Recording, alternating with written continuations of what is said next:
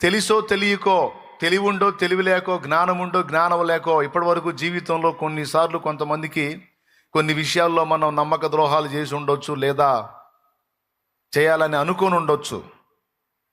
కానీ ఒక దేవుని సంబంధిగా, ఒక దేవుని సంబంధురాలిగా మనకి ఎన్నడూ కూడా అలాంటి పని తగదు అని దేవుడు మాట్లాడుతున్నాడు. మనల్ని నమ్మిన వారికి నయవంచన చేయకుండా జాగ్రత్త పడాలి. మనల్ని నమ్మిన వారికి ద్రోహం తలపెట్టకుండా జాగ్రత్త పడాలి, దాన్ని సాధన చేయాలి. కానీ ఏం చేద్దాం, స్వతహాగా ఆదాము సంబంధిత రక్తముతో పుట్టాం కాబట్టి ఆ దరిద్రపు నైజం, ఆ మోసపూరితమైన నైజం ప్రతి మానవ శరీరంలో పనిచేస్తుంది. అయితే ఆ ప్రాచీన స్వభావాన్ని నాశనం చేసి దేవుని యొక్క నవీన స్వభావాన్ని ధరించుకోవడానికి మనం కృషి చేయాలి, సాధన చేయాలి. దేవుని యొక్క నవీన స్వభావం మనలో ఎంత డెవలప్ అయిద్దో, మన ప్రాచీన స్వభావం మనలో నుండి అంత తొలగిపోద్ది, అంత నాశనం అయిద్ది. మనం దేవుని స్వభావంతో నింపబడుతూ మనలో ఉన్న ప్రాచీన స్వభావాన్ని నాశనం చేస్తూ ఉండాలి. ఇది మన ముందున్న లక్ష్యం. దేవునికి స్తోత్రం, హల్లెలూయా. దానికి సంబంధించి మనం చేయాల్సిన భక్తి కార్యక్రమాలు చేయాలి. ప్రార్థన చేయుట, వాక్యము ధ్యానించుట, క్రమం తప్పకుండా దేవుని సహవాసంలో కొనసాగుట, పరిశుద్ధ బలను సమీపించుట అనే ప్రక్రియలు తప్పనిసరిగా మనం చేయాలి. భక్తి సాధన చేసుకుంటా ఉంటే దైవ స్వభావం మనలో నిండుతూ ఉంటుంది. దైవ స్వభావం ఎంత నిండుతూ ఉంటుందో మనలో ప్రాచీన స్వభావం అంతా నాశనం అవుతూ ఉంటుంది. ప్రతి శరీరంలో, ప్రతి మానవ శరీరంలో ఈ ద్రోహతత్వం ఉంటుంది. దాన్ని నాశనం చేయాలి. ఒకవేళ నీవు ఒక పనివాడివై నీ యజమానుడు నిన్ను నమ్మి ఒక పని అప్పగిస్తే దాన్ని నమ్మకంగా నువ్వు నెరవేర్చాలే తప్ప నమ్మిన వాడికి ద్రోహం తలపెట్టకూడదు. కానీ అలాంటి నేచర్ కొంతమందిలో కనబడతా ఉంటుంది, అవునా? కొంతమంది యజమాని ఉన్నా లేకపోయినా యథార్థంగా పనిచేస్తారు. కానీ కొంతమంది యజమాని ఉన్నప్పుడు హడావుడిగా పనిచేసినట్టు షో చేస్తారు, వాడు పక్కకు పోగానే గ్యాంబ్లింగ్ చేస్తారు. ఒక దేవుని సంబంధిగా అతడున్నా లేకపోయినా నీకు అప్పగించిన పనిని నమ్మకంగా చేసే విషయంలో నీవు జాగరూకుడవై ఉండాలి. ఫరో విషయంలో కానీ యోసేపు లైఫ్ మీరు చూస్తే, యోసేపు ఫరో విషయంలో ఎంత నమ్మకస్తుడిగా ఉన్నాడో మీరు గుర్తించాలి. అలాగే దానియేలు మీరు చూడగలిగితే, బబులోను రాజు దర్యావేషు కాలంలో దానియేలు ఒక అధికారిగా ఉన్నాడు రాజు దగ్గర. ఈ దానియేలు ఎక్కడన్నా చిక్కుతాడేమో అని దానియేలు యొక్క ప్రవర్తన అంతటిని నిఘా వేసి కాచుకున్నారు. కానీ ఒక్క చోట కూడా దానియేలు వారికి చిక్కల.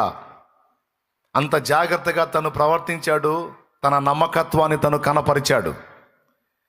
ఫలితంగా దేవుడు దానియేలుకు తోడై ఉన్నాడు. దానియేలుని ఎలాగైనా దెబ్బతీయాలి అనుకొని కుట్రబనిన వాళ్ళు సింహాలకు ఆహారం అయితే, దానియేలుని ప్రధానమంత్రిగా, ప్రధానాధికారిగా దేవుడు హెచ్చించాడు రాజు చేత. ప్రైజ్ ద లార్డ్, హల్లెలూయా.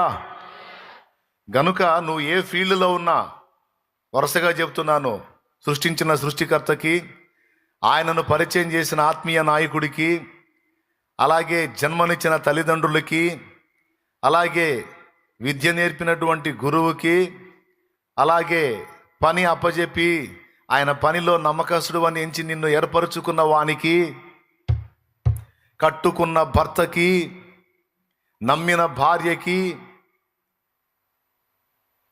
నమ్మకత్వాన్ని కనపరిచే విషయంలో మన బాధ్యతలు జాగ్రత్తగా నెరవేర్చాలి. మళ్ళీ చెప్తున్నాను, నమ్మకత్వానికి వ్యతిరేక పదం ద్రోహం. చెప్పండి, నమ్మకత్వం ఇంటూ అపనమ్మకత్వం అని రాస్తారు, నాకు తెలుసు. అది కాదు, నమ్మకత్వం ఇంటూ ద్రోహం. ఈ మాట దేవుడు ప్రొద్దుటే ఎందుకు మాట్లాడించాడో ఆలోచించండి. ఎవరికి వాళ్ళు జాగ్రత్త పడండి. ఎందుకంటే దేవుడు నమ్మకస్తులను వెతుక్కుంటున్నాడు, నమ్మకస్తులకు దేవుడు ప్రత్యేకమైన ప్రయారిటీ ఇస్తాడు. మోషే విషయమై వాళ్ళ అన్న అక్క మోషేని ఆర్గ్యూ చేసినప్పుడు మోషే మౌనం అయిపోయాడు, కానీ దేవుడు మౌనం గాల. మోషే అహరోను మిర్యాం ముగ్గురిని ప్రత్యక్ష గుడారం దగ్గరికి రమ్మని మోషే వాళ్ళని ఏం అనలేదు, కానీ దేవుడు కోప్పడ్డాడు. ఆ కోప్పడిన దగ్గర అంటాడు సంఖ్యాకాండం 12లో, నా సేవకుడైన మోషేకి విరోధముగా లేదా వ్యతిరేకముగా మాట్లాడే విషయంలో మీరు ఎందుకు భయపడలేదు? సొంత వాళ్ళై ఉండి మీరే వ్యతిరేకంగా మాట్లాడితే మరి ఇశ్రాయేలు సర్వ సమాజం మోషే మీద దాడి చేయదా? ఇంత మూర్ఖపు పని ఎందుకు చేయాలనుకున్నారు మీరు? నేను మిమ్మల్ని వదిలిపెట్టను అని కోప్పడతాడు అక్కడ.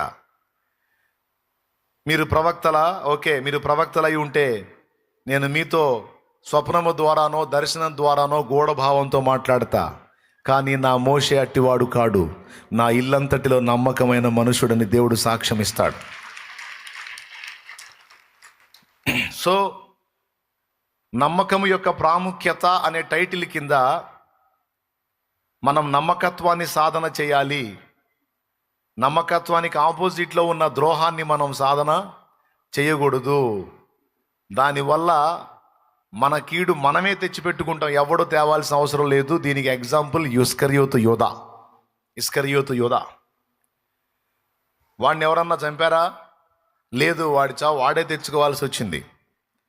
ఈరోజు కొంతమంది తమ ప్రాణాలు తమే తీసుకునే పరిస్థితి వచ్చింది. కారణం, ఎక్కడ తేడా పడ్డారో వాళ్ళకే తెలియాలి. ఎక్కడ తేడా పడ్డారో వాళ్ళే జాగ్రత్త పడాలి. ఒకవేళ ఇప్పటికే అడుగులు జారి ద్రోహం జరిగి ఉంటే దాని విషయమై దేవుణ్ణి క్షమాపణ కోరుకొని మారు మనసు పొందాలి.